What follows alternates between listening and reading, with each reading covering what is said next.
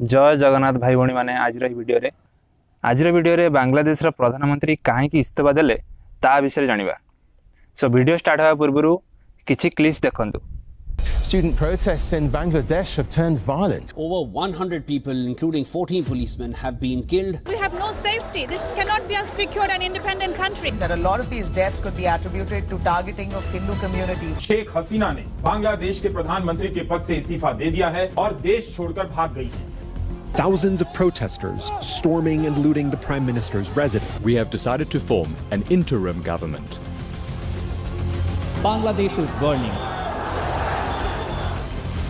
सो बांग्लादेश रो स्टूडेंट्स माने किछि मास पूर्व जारी रखिले कि रिजर्वेशन कोटा हटाइबा जोटा कि 2018 मसीह रे बांग्लादेश रो प्रधानमंत्री गोटे पॉडकास्ट रे जणाइथिले जे रिजर्वेशन कोटा को हटाइबा किंतु 2024 मसीह जून मास 5 तारिख दिन हाई कोर्ट ऑर्डर करथिला जे फ्रीडम फाइटर मानक पई जो रिजर्वेशन कोटा कराइथिला सेटा स्टिल जारी रहिबो।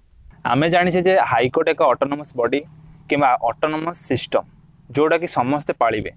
या पर बांग्लादेश रे प्रधानमंत्री गोटे पॉडकास्ट रे किंबा गोटे प्रेस कॉन्फ्रेंस रे कहिथिले कि बांग्लादेश रे फ्रीडम फाइटर चिल्ड्रेन माने कोटार बेनिफिट पाइबे ना कि राजाक रो चिल्ड्रेन माने पाइबे। एई कथाटा सोशल मीडिया रे भाइराल हैला, बांग्लादेश रे भाइराल हैला और बांग्लादेश रो लोक माने विद्रोह कले। बांग्लादेश रो लोक माने आंदोलन कले कि राजाक काहा कहउसंदी, राजाक एठी किए काहा कहउसंदी।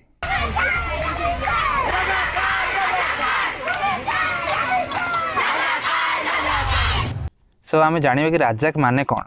बांग्लादेश रे राजाक माने होची देशद्रोही।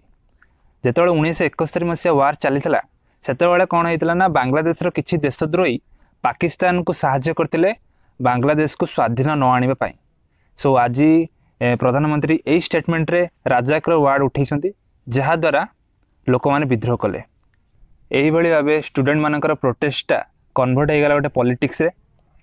लोक माने विद्रोह कले, लोक मानक सहित चिल्ड्रेन माने भी बहुत स्टेप उठेले, कहले प्रधानमंत्री तांकर पद को इस्तीफा दियो, चारिआडे विद्रोह चलला।